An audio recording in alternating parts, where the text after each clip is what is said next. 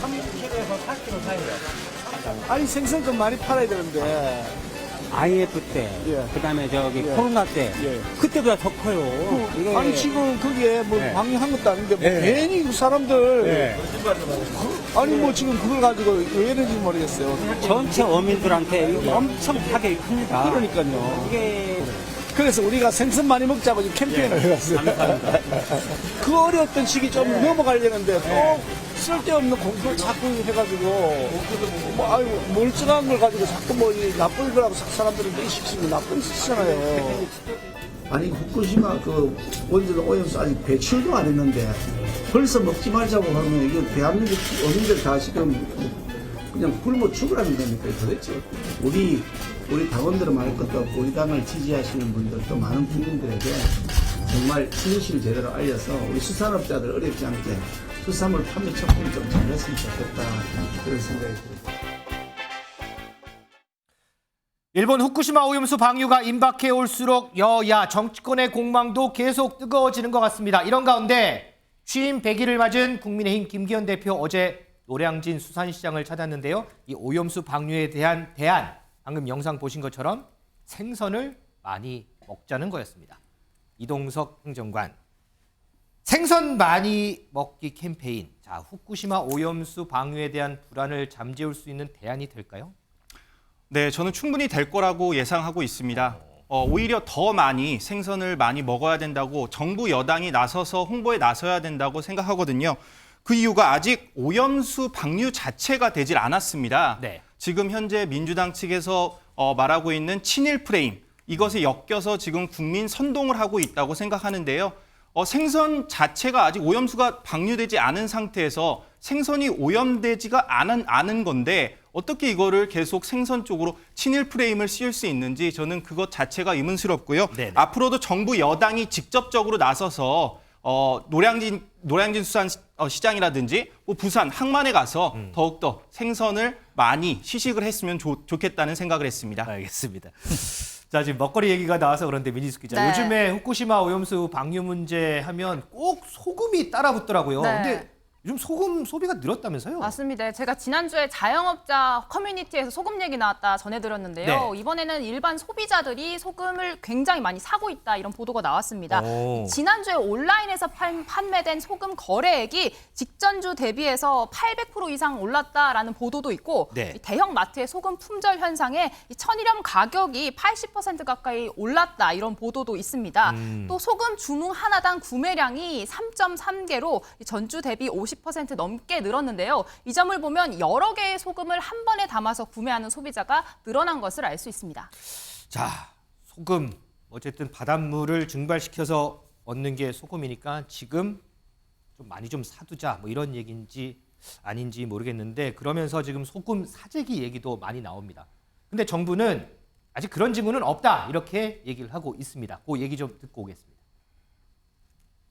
최근에 판매량을 따지자면 한 40~50% 이상은 더 나간다고 봐야죠. 50% 이상은 많이 나가고 있어요, 지금.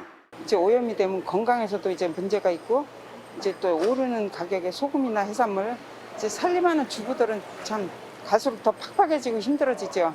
천일염 사재기와 관련해서 여러 차례 현장을 확인한 결과 가공업계나 유통업계 차원에서 발생하는 천일염 사재기 징후는 아직 없습니다. 신정현 의원, 이와 더불어서 정부가요 필요하다면 가격 안정을 위해서 수매하는 방안도 검토하겠다고 했는데 이거는 좀 괜찮은 방안인가요? 어떤가요? 저는 이게 뭐 방안이라 느껴지지 않아요. 사실은 국민들이 지금 가격 높아지고 낮아지고 이게 근본적 문제가 아니지 않습니까? 광우병 사태랑은 다릅니다. 그 당시에는 소고기 안 먹는 선택을 했으면 되는 거였어요. 네. 하지만 소금은요. 모든 음식에 다 들어갑니다. 소금이 없으면 간장도 못 만들고요. 만들 수 있는 음식이 없어요. 그런데 가격이 치솟고 오른다는 것은 다시 말하면 국민들이 후쿠시마 오염수에 대한 불안감을 도저히 떨쳐버릴 수 없다는 거거든요. 그러면 지금 정부가 나서서 해야 될 게 아까 김기현 대표께서 어떻게 생선 많이 먹는 이런 거 하자 이런 말을 하십니까? 딱 떠오르는 거 있지 않으세요? 조수진 최고위원이 이게 지금 쌀값 떨어지니까 여성들 다이어트 그만하시고 밥 한 공기 다 비웁시다. 맞아요. 이런 캠페인이라도 합시다. 온 국민이 지탄했습니다. 그런 정부가 얘기 있었죠. 내놓는 대안이 겨우 그겁니까? 이것도 마찬가지입니다. 쌀 수맥 아니 소금 가격을 문제로 삼는 것이 아니라 후쿠시마 오염수가 국민들은 여전히 위험하다고 느끼고 있는데 여전히 우리 정부는 안전하다라는 일본의 입장만 대변하고 있는 이 상황. 그래서 절대로 안전하지 않다라는 그 불안감을 계속 가중시키는 국가의 역할, 여기에 붕괴하는 것이거든요. 문제의 본질을 바로 알아야 대안도 내놓을 수 있는 것입니다. 자, 문제의 본질을 알아야 대안을 내놓을 수 있다. 자, 이런 가운데 정부가요, 어제부터 이 후쿠시마 오염수 관련해서 1일 브리핑을 시작을 했습니다. 그 모습 좀 보겠습니다. 과학적 사실에 기반한 정보를 자주 제공해 드리는 것이 필요하다는 판단을 하게 되었고 소통의 그 창구로서 1일 브리핑을 추진하게 되었습니다. 방사능 유출이 우리 해역에서는 유의미한 영향을 주지 못했다라는 것으로 우리 바다는 현재 안전합니다.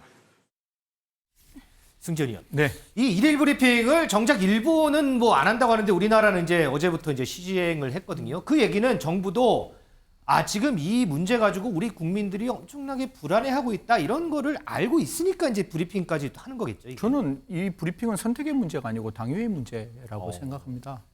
국민들이 저는 대한민국 국민은 절대적으로 옳다라는 생각으로 지금까지 일을 해가 왔는데요. 네. 국민들이 알고 싶잖아요. 앵커 안 알고 싶으세요? 저도 궁금하죠. 궁금하죠. 그러면 여기서 앞에서 이야기했던 박구현 국무조정실 국무 1차장 그 말이 저는 제 귀에 가장 와닿았어요. 과학적으로 설명하겠다. 지금 많이 먹자라는 게 아니라 그 생선에 과연 그 오염수에 얼마만큼 방사선이 있는지 그 생선을 제대로 이렇게 수거를 해서 그거를 식약청이라든가 다른 어떤 과학기술에 보내서 이 안에 지금 방사선이 이거밖에 없다. 이건 자연적으로 생성될 수 있는 방사선 수치상 올라가지 않았다. 이거를 입증하면 저 먹죠. 그렇죠, 맞아요. 그게 중요한 거지. 많이 먹자라는 거는 제가 맨날 말하는 여의도 문법기를 돌리는 게 아니에요. 여기서는 제가 알고 싶은 거는 그게 안전하면 난 먹겠다는 거예요. 그러면 그 우리나라 해역에 있는 기타 등등 뭐 제일 위험한 게 뭐 미역, 그다음에 전복, 그다음에 해삼, 그다음에 그 가장 밑에 있는 어류들에 대해서 딱 잡아들여서 이거 확인해 보니까 이 정도밖에 나오지 않았다. 이게 과학적으로 검증됐다. 라고 이야기를 하고 그리고 드시면 우리가 믿을 수 있는 건데 네. 그게 아니니까요. 저 국무 1조정실장, 국무 1차장이 이야기했던 과학적 정보에 대한 브리핑 반드시 필요하고 해류는 돕니다. 우리나라에 그 방사성 물질은 도로올 수 있으니까 그 시점이 언제인지 정확히 확인하시고 그 시점에서도 다시금 해류가 어떻게 되는지 그 안에 방사선이 얼마만큼 있는지 확인해서 국민에게 알려주시면 좋겠다는 말씀 드리겠습니다. 그렇군요. 자, 이 정부의 1일 브리핑에 대해서요. 민주당이 맞불을 놨는데 글쎄요. 뭘로 맞불을 놨을까요? 영상으로 한번 보시죠. 민주당은 후쿠시마 오염수 방류에 대한 국민들의 의구심과 불안을 해소하기 위해 1일 1질문 브리핑을 시작할 계획입니다. 다음 주 월요일부터 하루에 하나씩 국민적 의구심을 정리하여 정부에 묻겠습니다. 오픈 마이크 형식으로 시민과 전문가에게도 질문할 기회를 제공할 것입니다.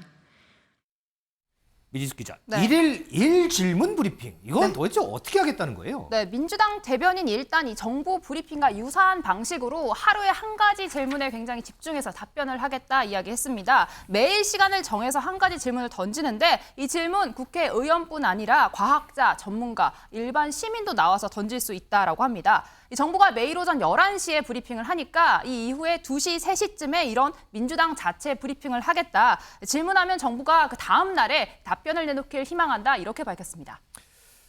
자, 지금 정치권 얘기들 전해드렸는데 과연 정치권에서 있는 이런 모습들이 우리 국민들의 불안을 해소하는 데 초점을 딱 맞추고 있는 건지 솔직히 좀 그 부분은 좀 궁금해지긴 합니다.